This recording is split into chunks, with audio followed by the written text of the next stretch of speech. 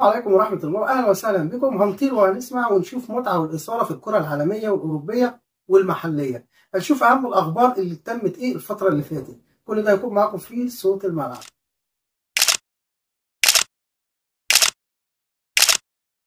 أهلا وسهلا بكم مع آخر تطورات النادي الأهلي، ونشوف إيه اللي ورا الكواليس وإيه داخل القلعة الحمراء. ماذا يحدث داخل النادي الاهلي؟ بالمناسبه المصري كمان كسب بتروجيت 4-0 امبارح، ويعني عادت له الثقه تماما. كان الزمالك خسر وخرج مسترنبوش الجنوب افريقيا في الكونفدراليه، والمصري كان خرج بضربات الترجيح امام سيمبا، فالاثنين فازوا. الزمالك فاز على الحدود 2 والمصري كسب بتروجيت 4-0. وعلى فكره انيس بوجلبان عامل شغل كويس مع فريق نادي المصري امبارح في الاهلي. هقول لك بس شويه الاخبار اللي بتشغل الناس لانه موضوع مهم جدا. اول حاجه موضوع التاشيرات بتاعت بن شرقي ويحيى عطيه الله وداري وجراديشار خلصت. يحيى عطيه الله مش مسافر، هو كريم الدبيس ده تاكد ان هم مش مسافرين خلاص، لكن موضوع التاشيرات خلصت. موضوع الطياره الخاصه كمان خلص، يعني موضوع مشكله الطياره الخاصه و انتهت وخلصت تماما. ده بالنسبه للاجراءات الاداريه. طيب ماذا عن باقي القصص والحواديت وكولر، وباقي ولا مش باقي، وماشي ولا مش ماشي؟ هقول لك بالظبط التفاصيل وماذا حدث بالامس. بالامس الكابتن محمود الخطيب توجه الى التدريب واتفرج على التدريب. طبعا التدريب بيبقى اللعيبه اللي لعبت بتاخد استشفاء، واللعيبه اللي ما لعبتش بتعمل تمرين كويس. تمرين كويس بمعنى تمرين كويس، واليوم اللي هو تاني يوم بقى بيبقى اجازه يعني. فده تمام. وبالنسبه للتدريب، طيب الكابتن الخطيب عمل ايه امبارح؟ كابتن الخطيب قعد مع كابتن محمد رمضان وكابتن محمد شوقي بس. طب ده في حاجه يعني خاصه بمستر كولر؟ لا، هو هيقعد النهارده مع مستر كولر. نعم، هيقعد النهارده مع مستر كولر كمان يعني. اذا ما حصلش النهارده هيبقى هيقعد بكره، بس هو المفروض هيقعد النهارده مع مستر مارسيل كولر. وهو قعد مع كابتن الخطيب، قعد مع لجنه التخطيط، قعد مع كابتن مختار، وقعد مع كابتن زكريا ناصف، وزي ما قلت لكم قعد مع كابتن محمد رمضان، وقعد مع كابتن محمد شوقي.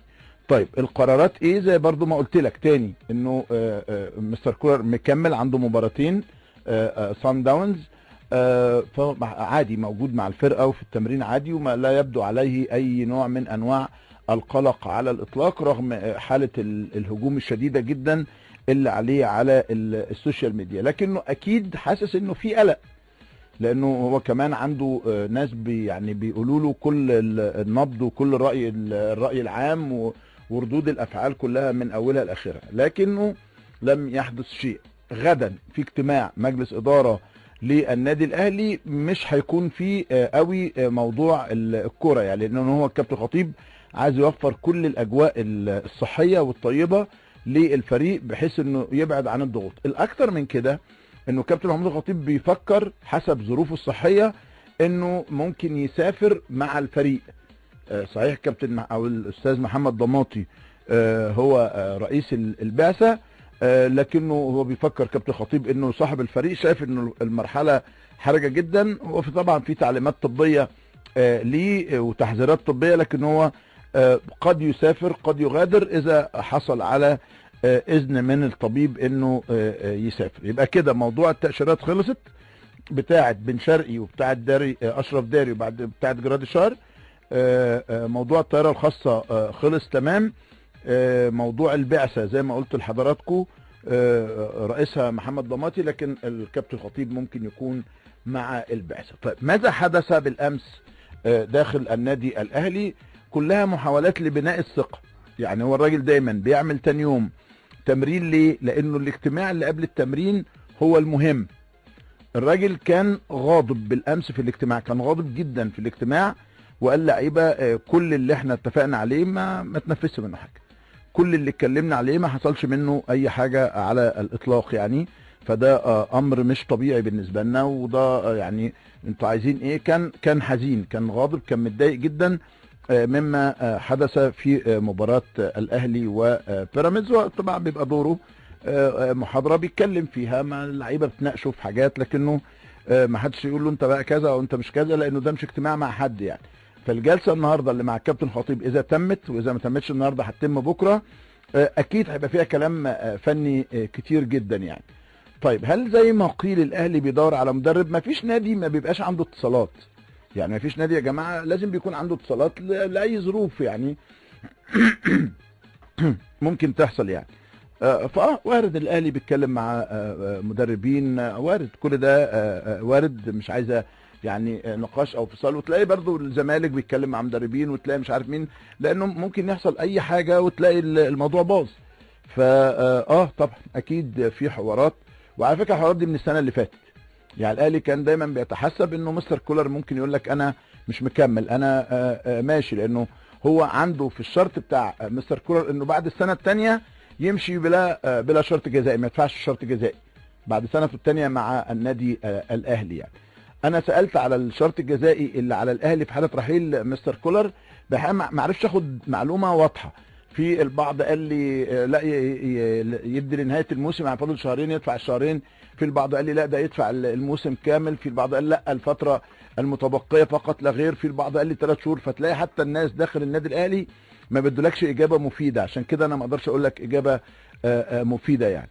الاقرب لكولر في حاله الفوز على سان داونز طبعا يستمر، طبعا يستمر على الاقل نهايه الموسم يعني. ده الاقرب بالنسبه لمارسيل كولر حتى نهايه الموسم. خلي بالك نهايه الموسم اللي انا بتكلم على الدوري العام. ده الشكل العام بالنسبه لمارسيل كولر مع النادي الاهلي. وعلى فكره في موضوع المدربين والحاجات دي يا جماعه دايما كل شويه تلاقي حاجه جديده، يعني كل شويه هتلاقي جديد، كل شويه هتلاقي مفاجاه من المفاجآت. ده اهم حاجه بالنسبه للنادي الاهلي. بالنسبه لمنتخبنا الوطني للشباب تحت 20 سنه، مجموعتنا طلع فيها زامبيا، سيراليون، جنوب افريقيا، تنزانيا. المجموعه الوحيده اللي فيها 4 فرق، غيرنا يعني 5 فرق. ان شاء الله بالتوفيق لمنتخبنا الوطني. احمد سامي مرحلته او رحلته انتهت مع سموحه، تم فسخ العقد بالتراضي. كلام كتير عن الكابتن هيثم شعبان، وهيثم شعبان مدرب محترم جدا جدا، من المدربين الجيدين جدا جدا، كان عامل شغل هايل في العراق، ولما اشتغل في مصر نجح بشكل جيد مع سيراميكا. من المدربين الكويسين. اسم عماد النحاس تردد، اسم ايمن الرمادي تردد، لكن الاسم اللي بيتردد بكثره هو هيثم شعبان. الحقيقه عجبني جدا احمد قندوسي، وجه رساله مؤثره لجماهيره، واكد انه راضي بقضاء الله، وقال انه انا عارف انه اللاعب ما كانش قصده انه يأذيني ياسين الملاح. بنبارك ليفربول الفوز على وست هام امبارح واقترابه جدا جدا من الفوز بالدوري، وصلاح عمل اسيست ولا احلى ولا اروع ولا اجمل. في المقابل تشيلسي تعادل مع ابسويتش تاون 2-2، ونيوكاسل اكتسح مانشستر يونايتد 4-1، وده بيهدد مانشستر سيتي في المركز الرابع واللحاق بالدوري او بطولة ابطال اوروبا. خلينا نروح لفاصل نرجع لحضرتك. لكنه خلينا نتوقف شوية مع موضوع قانون الرياضة الجديد، لانه عامل شوية قلق يعني. الحقيقة امبارح خطابات متبادلة، انا هختصر بقى النهاردة، ما بين اللجنة الأولمبية الدولية وما بين وزارة الشباب والرياضة في مصر. استفسارات من اللجنة. هو ده بالظبط النادي الاهلي، ما بيسيبش نفسه للظروف او يقع او يستنى لما الكارثه تحصل. بس كنا نتمنى ان النادي الاهلي ياخد قرارات سريعه اكتر من كده، لان كولر بجد اخطائه بقت بالجمله، كولر اخطائه بقت واضحه للناس كلها. لكن حكايه ان اللجنه لسه وهتبدا وتشوف، كنا نتمنى ان الاهلي ياخد قرارات اسرع من كده. الشيء الثاني المهم كمان اللي ماذا بعد كولر؟ هل في مدرب جديد؟ هل في بلان لحاجه زي كده ولا لا؟ احنا عارفين طبعا ان في اكتر من مدرب كان مرشح لحاجه زي كده، بس هل الفتره ديت بالذات في مدرب جاهز وهل هيقدر يكمل مع الفريق ولا لسه هيدرس الفريق؟ في طبعا مدرب الزمالك جوميز اللي هو بيدرب الفتح السعودي. جوميز قال الكره المصريه كويس وعارف النادي الاهلي كويس جدا ومدرب كويس جدا، بس اعتقد ان هو واحد من الترشيحات بعيد شويه، مش هيكون من الناس اللي هي الاهلي هيبدا يشوفها، برغم ان هو كويس، لكن الاهلي بيتطلع لافضل من كده.